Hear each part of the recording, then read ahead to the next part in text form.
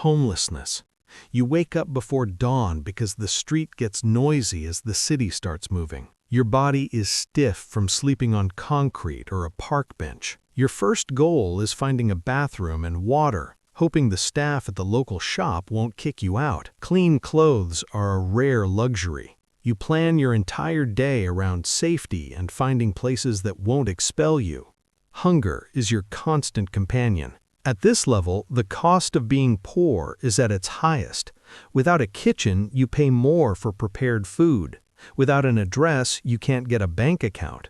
This is the ultimate survival loop, where 100% of your energy goes into staying alive for the next 24 hours. Abject poverty. You wake up in a tiny shared room.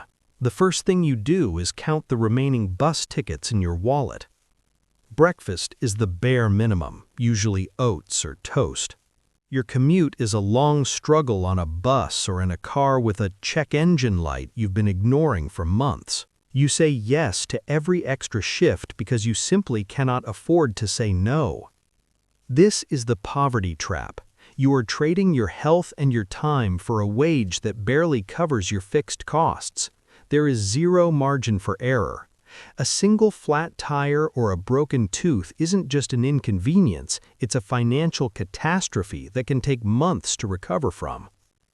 The working poor.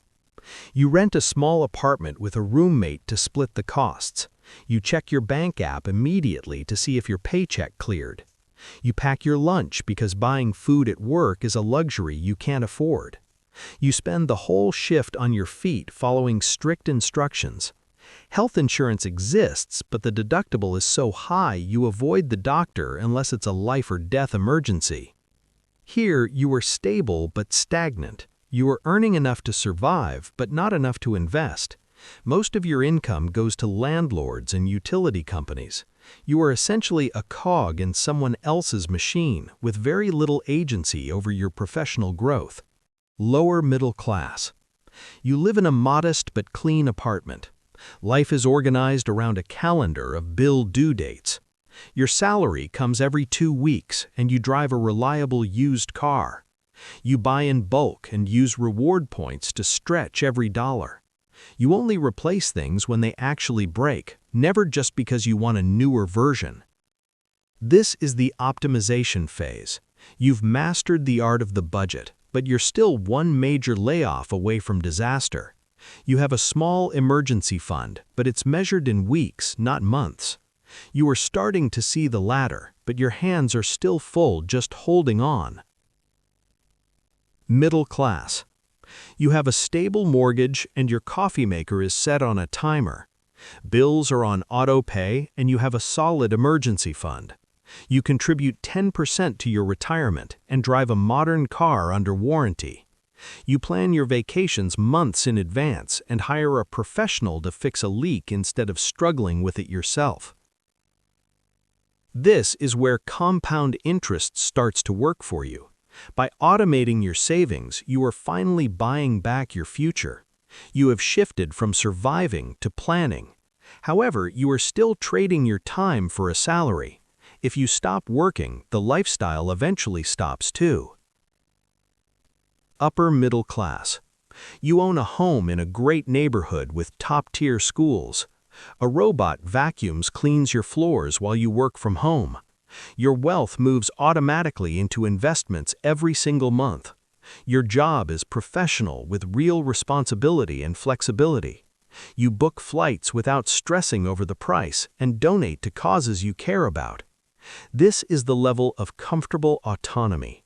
You have high-value skills that make you difficult to replace. You aren't just saving, you are building a portfolio. You prioritize quality over price because you understand that your time and energy are more valuable than a few extra dollars. The comfortable wealthy.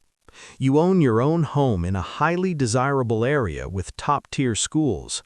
You buy your time, hiring people for landscaping and cleaning so you can focus on what matters.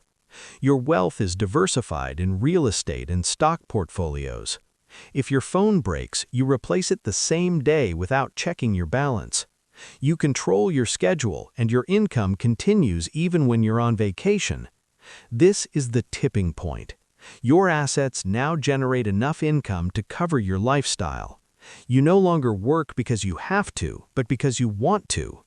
You have successfully decoupled your time from your income. You are officially free. The ultra-wealthy. You wake up in a penthouse with a staff already at work. Your chief of staff sends you a briefing of your day and global market updates. A private family office manages your life and assets. Your decisions move billions, not millions. Travel is seamless via private jet. You focus on the impact of your legacy rather than the cost. At this stage, you aren't just wealthy, you are a system architect. You own the companies that the middle class works for. You influence the industries that shape the world. Your primary concern is no longer accumulation, but preservation and the long-term impact of your family name. The billionaire. You own multiple homes globally, and your jet is ready the moment your plans change. You lead entire industries and meet with heads of state. Your name alone has the power to move markets. You give on a massive scale, funding hospital wings or global research grants. You have total control over your time, your attention, and your choices. This is sovereign wealth. You operate above the standard rules of the economy. You don't just participate in the market, you are the market. Your horizon isn't measured in years, but in decades and centuries. You are building a legacy that will outlive your grandchildren. If you enjoyed this video and want more simple explanations like this, don't forget to like and subscribe.